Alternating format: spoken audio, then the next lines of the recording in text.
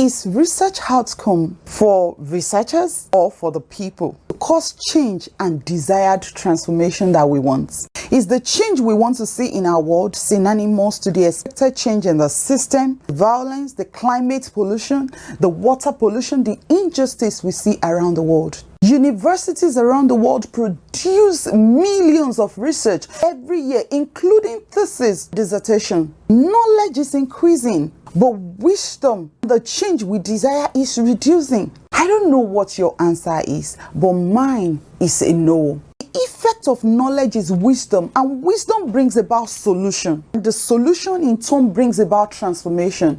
I found out we don't see enough change that we desire in the world today because all our researches are staying somewhere on the library shelves, in databases, or maybe they are presented in conferences that less than 0.1% of the people that need to listen are not even attending.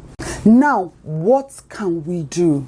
I want us to use the power of the media in collaboration with resourceful teams and with authorization from copyright owner of those behavioral researches. 80% of the people around the world want to watch more than reading. If things will ever work in the generations to come, then we need to feed the mind of this Generation Z with transformational ideas. I want to make behavioral research outcomes available as documentary on YouTube, on Netflix, and Facebook. You know what? Every researcher will have royalty for the rest of their life from the proceedings after all expenditure is settled. My name is Tosin Opeoluwa. I'm the first-year master's student in the Department of Social Work. Thank you.